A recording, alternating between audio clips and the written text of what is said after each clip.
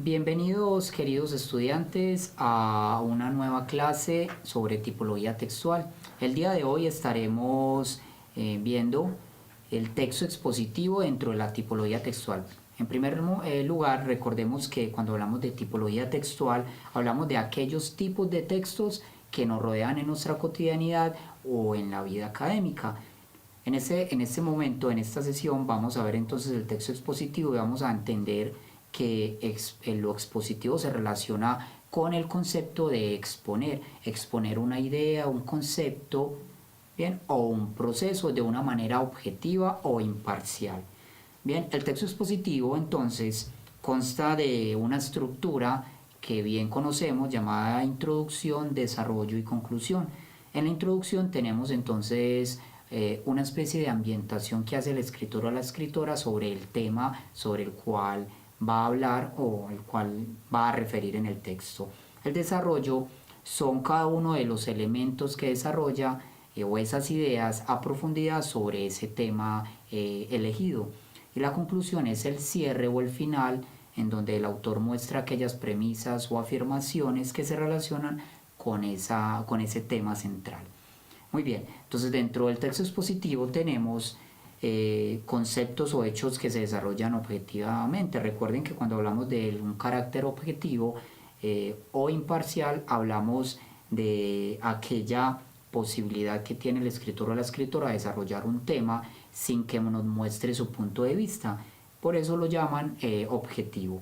Se expone entonces un tema basándose en fuentes y evidencias de respaldo. Muy importante cuando hablamos del texto expositivo sobre esa particularidad, el tema que se apoya en los hechos ya investigados, en este caso entonces citas bibliográficas, referentes de autoridad, ¿cierto? Referentes también de experiencia, investigaciones, revistas de investigaciones que nos muestran diferentes resultados, diferentes investigaciones sobre el hecho particular sobre el cual podemos estar hablando. Recuerden que en el texto expositivo se puede hablar de cualquier tema en tanto esté enmarcado dentro de la exposición misma.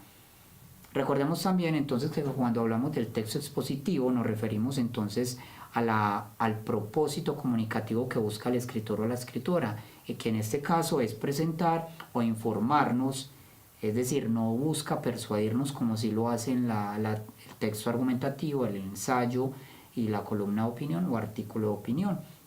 Bien, no, en este caso simplemente el texto expositivo se limita a presentarnos o a informarnos sobre los hechos, sucesos o acontecimientos de un lugar o un pensamiento académico. Se utilizan entonces dentro del texto expositivo estrategias discursivas como definiciones, ejemplificaciones, contrastes y lenguaje denotativo. Bien, cuando hablamos entonces de un lenguaje denotativo nos referimos a aquellas diferentes definiciones o significaciones que aparecen en los diferentes diccionarios. Para este caso vamos a tomar el diccionario de mayor confiabilidad para nosotros, el diccionario de la Real Academia Española, que nos define lo denotativo como significar un concepto o una idea o un proceso. Bien, y desde allí se enlaza entonces con el carácter de lo objetivo. Muy bien. Vamos entonces a hablar un poco sobre el texto expositivo a partir de unos breves textos que tenemos acá, que ustedes van a estar viendo, y vamos inmediatamente a responder entonces también a unas preguntas. Supernovas como candelas estándar. El término supernova engloba varios tipos de explosiones estelares de gran energía que suceden en las últimas fases de la vida de una estrella masiva o de un sistema binario. Las explosiones supernova han sido observadas de forma casual a lo largo de la historia, aunque su origen no fue entendido en su momento. Desde un punto de vista observacional, las supernovas se dividen en tipos 1 y 2, dependiendo respectivamente de la ausencia o presencia de líneas de hidrógeno en el espectro.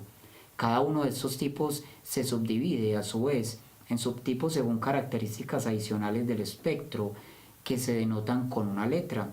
Para la determinación de distancias cosmológicas, las supernovas de mayor interés son las de tipo Ia. donde la letra A indica que durante las primeras fases de la explosión es posible observar en el espectro líneas de silicio ionizado una vez. Bien, entonces como vemos en este pequeño fragmento de un texto expositivo, podemos notar que el primer párrafo de este texto nos está indicando una definición sobre qué o sobre quién, en este caso el término supernova o supernovas, cuando nos dice en el primer renglón y en el segundo que son varios tipos de explosiones estelares consecutivas de gran energía que suceden en las últimas fases de la vida de una estrella masiva o de un sistema binario. Bien, entonces miremos allí la primera estrategia que se está utilizando, de lo que hablábamos hace un momento, esa capacidad entonces que el texto expositivo nos da para comunicar la información y de qué forma nos lo pueden comunicar. Y en el segundo párrafo, entonces lo que nos están haciendo, lo que nos está posibilitando este texto expositivo es darnos información adicional sobre esas supernovas. Ya se centra en la subdivisión o en esa división que se puede establecer en las supernovas. Bien, dentro de la tipología textual expositiva. Ok, entonces practiquemos por acá.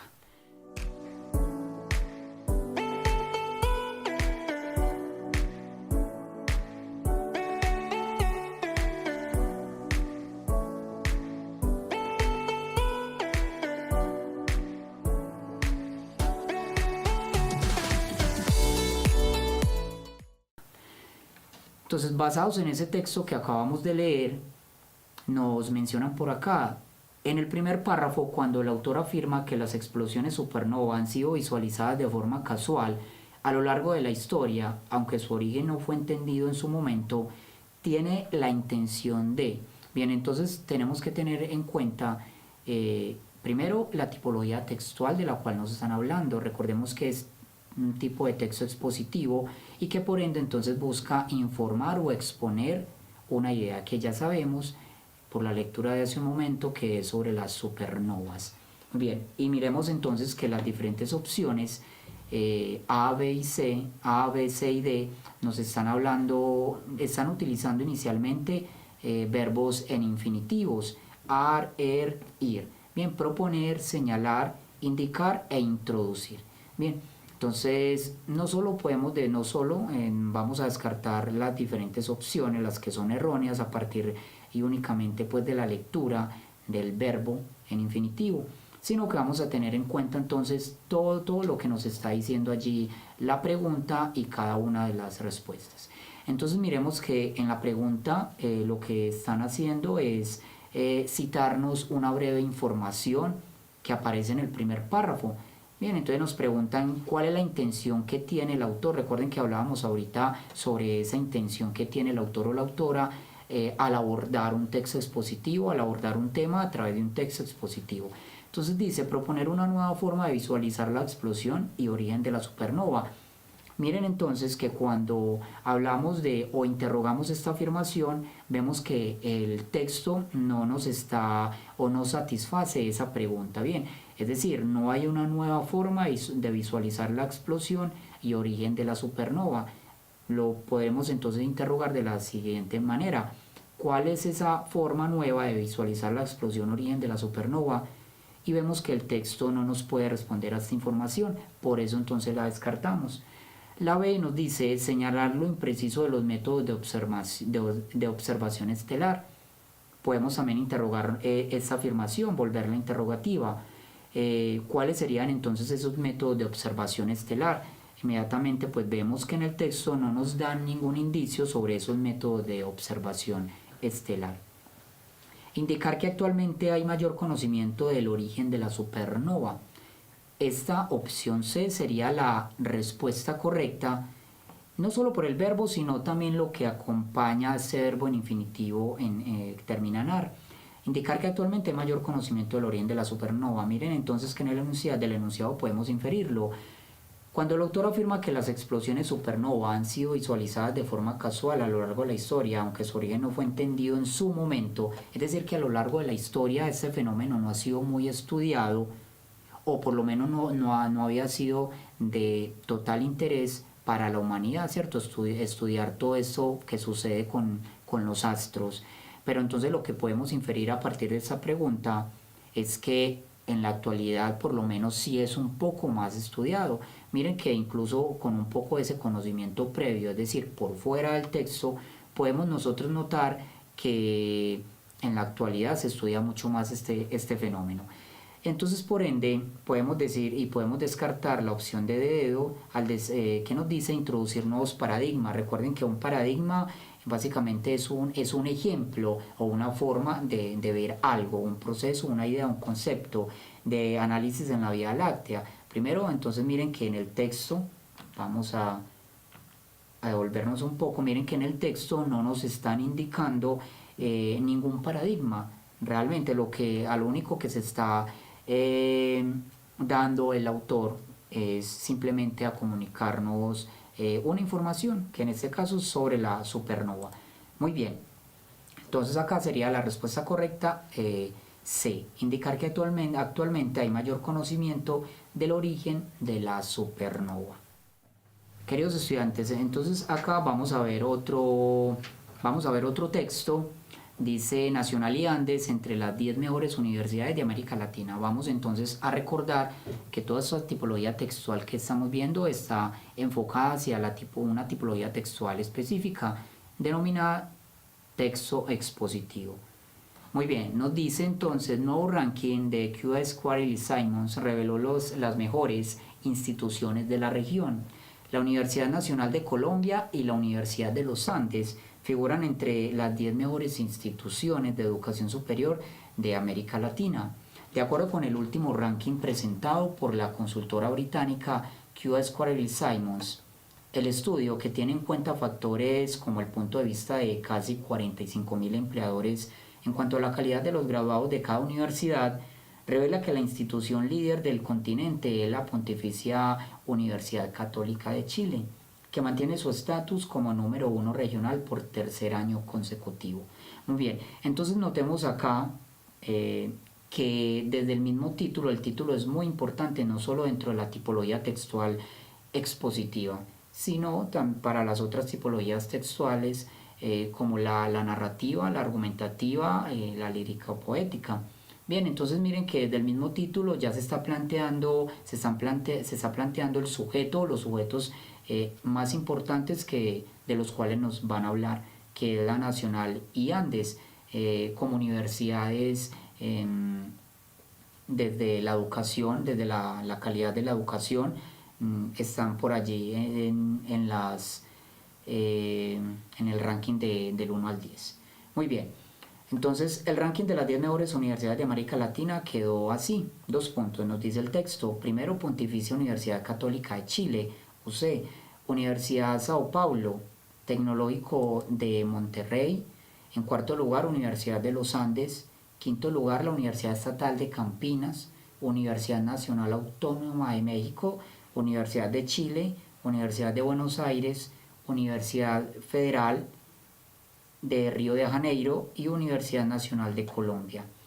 QS Quarles Simons informa que los Andes asciende del puesto 5 al 4, habiendo mejorado su puntuación entre los empleadores y el impacto de sus investigaciones. La Universidad Nacional, por su parte, mantuvo el 10º lugar por segundo año consecutivo y su fuerte, según esta investigación, radica en su reputación académica y la calidad en sus investigaciones. Bien, entonces notemos que es un texto expositivo a través del cual se nos está hablando de 10 universidades, pero que se está centrando en 2 específicamente. Y como les decía hace un momento, desde el mismo título se dice Nacional y Andes entre las 10 mejores universidades de América Latina. Entonces ya de antemano, para identificar cuál es el tema del texto o sobre qué nos habla el texto, entonces tenemos que tener en cuenta el título, siempre y cuando pues no lo presenten, e incluso en ocasiones la misma bibliografía que trae consigo el titular. Bien, entonces ya podemos identificar en este texto que el tema central es Nacional y Andes como universidades en América Latina muy bien posicionadas desde el ámbito académico investigativo. Entonces vamos por acá a hablar de una pregunta basados en este texto.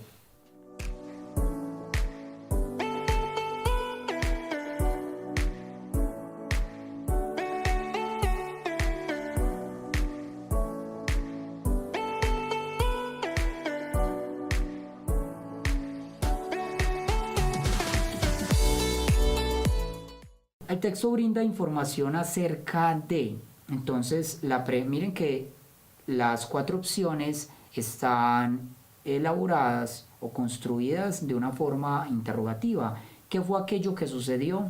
¿Quién es el implicado en la situación? ¿Dónde tiene lugar el hecho? ¿Cuándo tuvieron lugar los sucesos? Entonces, como les decía hace un momento, acá tendríamos que responder la opción C como respuesta correcta. La B como respuesta correcta. Entonces, ¿quién es el implicado en la situación?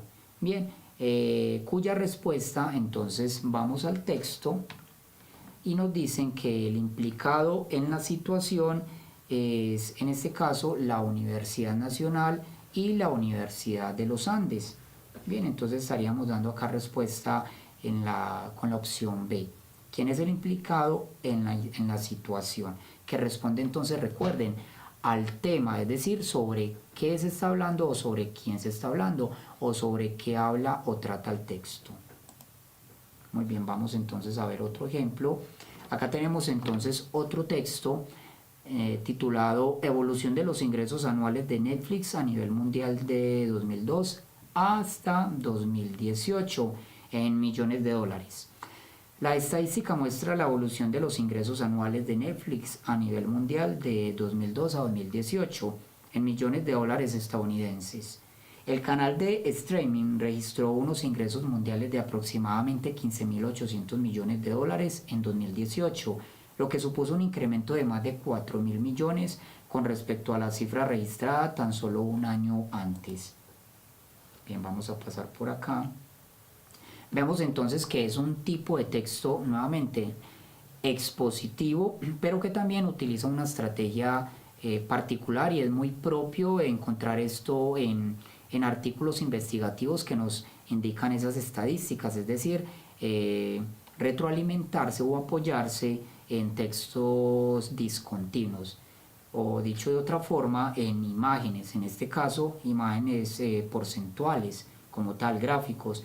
Entonces notamos acá en el gráfico que nos hablan ingresos en millones de USD, de dólares, de millones de dólares, y nos hablan acá en la parte horizontal, nos están indicando a nosotros el año, ¿cierto? Y las ganancias que en ese año representó para Netflix, esta plataforma de películas, series, allí. Entonces vamos a ver una pregunta basados en esta información.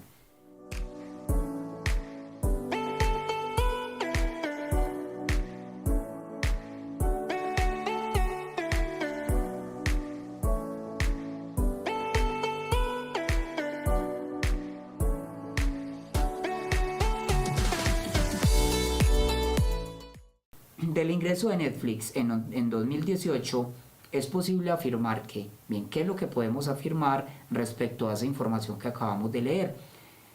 Sobrepasa el de los primeros 10 años juntos, es mayor que todos los demás años juntos, es menor en comparación con 2017 y 2007, es el mayor en la industria audiovisual. Bien, para eso entonces vamos inmediatamente a decir que la respuesta correcta sería la A. Sobrepasa el de los primeros 10 años juntos. Bien, volvamos a la gráfica. Notemos entonces que nos están hablando desde los primeros 10 años, 2002, 3, 4, 5, 6, 7, 8, 9, 10, 2011, los primeros 10 años. Vemos entonces grandes sumas de dinero, ganancias significativas para Netflix, la plataforma, pero que en comparación al 2018 son mucho menores, porque nos dicen que en el 2018 se vendieron aproximadamente casi 18.000 millones de dólares. Bien, entonces si vamos a sumar entonces todos estos porcentajes, notamos que estarían aproximadamente entre 12 y 13.000 millones de dólares, es decir, una tasa mucho menor. Entonces, del ingreso, miren que en la pregunta nos están indicando, nos están especificando por el 2018, bien, entonces podemos afirmar que las ganancias que tuvo la plataforma Netflix en el año 2018 sobrepasa con creces o con gran mayoría el de los primeros 10 años juntos. Bien, para eso entonces sería la respuesta correcta la A. Muy bien, entonces en este otro texto titulado Alexander von Humboldt, recuerden entonces este señor Alexander, alemán él, que estuvo mucho tiempo por Latinoamérica en el Nuevo Mundo, en siglo XVIII y siglo XIX, estudiando pues la topografía de Latinoamérica, estudiando la floricultura, estudiando la fauna, etc. Bien, entonces nos hablan sobre Alexander von Humboldt, y ese es el título. Tras 5 años de viaje por América del Sur, Centroamérica y México, Alexander von Humboldt, Berlín 1769, regresó a París en 1804.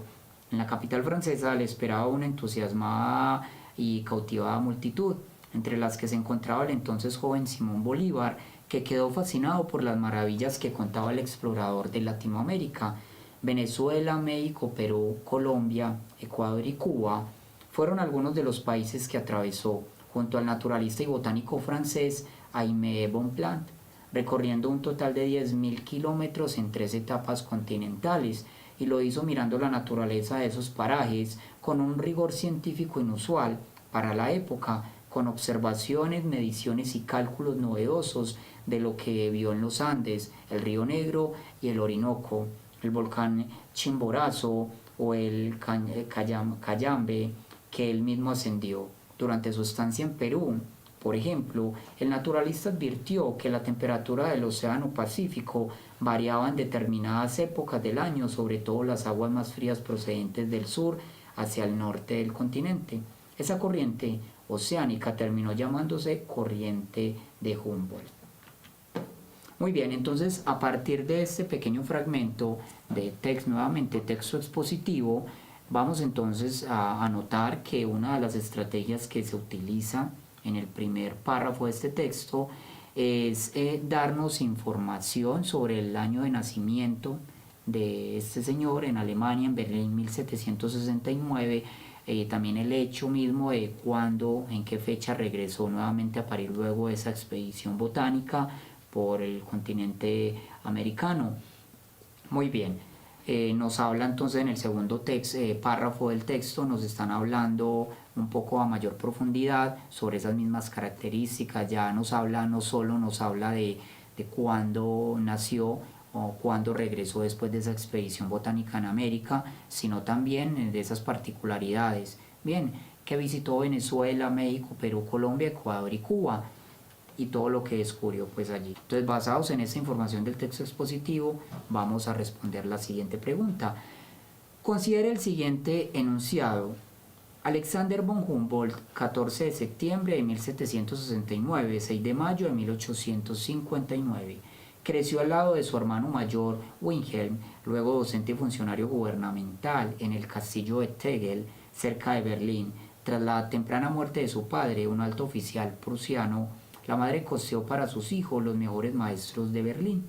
Los muchachos aprendieron durante años bajo el modelo de la Ilustración y llegaron a nivel universitario. Bien, recuerden que es importante cuando un texto sea de carácter expositivo, argumentativo, lírico, narrativo, es importante reconocer qué clase de intertextualidad se está realizando allí. Es decir, esos textos que están, o esa información que está por fuera de ese texto que acabamos de leer, y que lo que quiere el autor, el creador de esta pregunta es preguntarnos a nosotros, o que nosotros podamos inferir cuál es la relación, si existe una relación lógica o por el contrario no existe alguna relación entre el enunciado de la pregunta y el contenido del texto como tal. Muy bien, entonces notemos que acá nos están dando información de la vida personal de Alexander von Humboldt.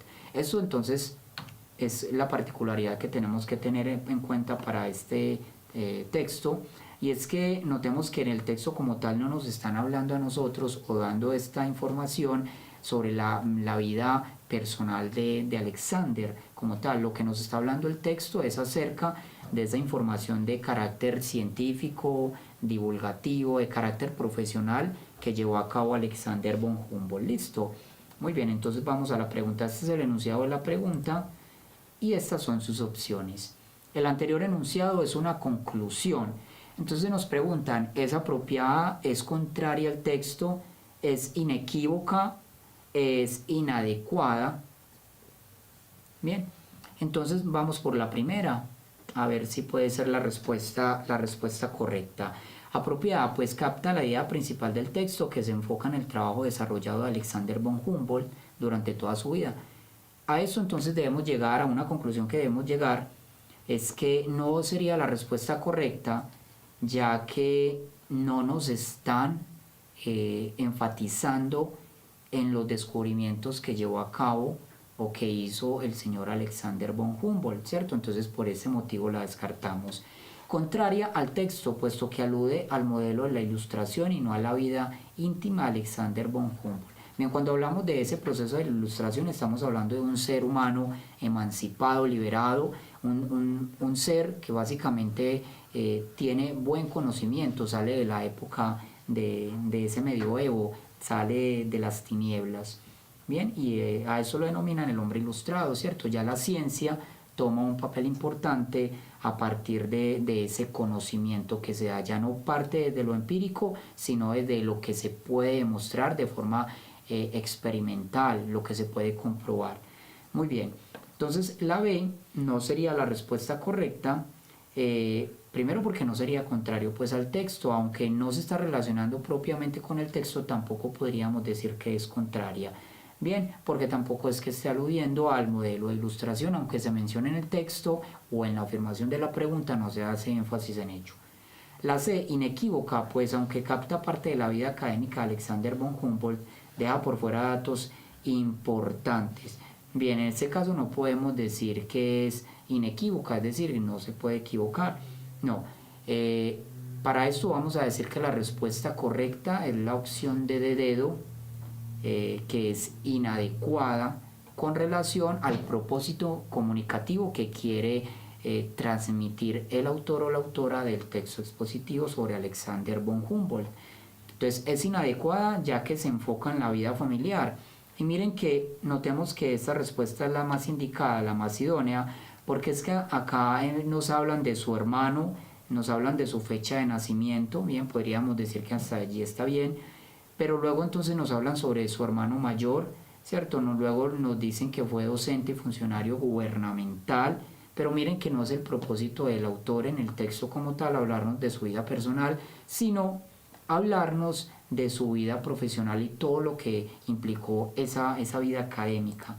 Bien, entonces, ya que se enfoca en la vida familiar, ese enunciado anterior se enfoca en la vida familiar de Alexander von Humboldt y no en sus descubrimientos científicos. Bien, a lo que entonces llegamos a concluir que la opción más indicada para ese enunciado es la opción D. Recuerden entonces que la C no sería, porque no nos está hablando básicamente de la vida académica en el texto. En el enunciado de la pregunta sí nos hablan de ello, pero en el texto como tal no. Muy bien, entonces sería la opción correcta D de dedo. Esperamos entonces que con estos breves ejemplos sobre la tipología textual haya quedado un poco más claro la estructura, propósito que se busca con la tipología textual expositiva y esa forma de abordar algunas de sus preguntas teniendo en cuenta estas particularidades de esos textos. Muchas gracias.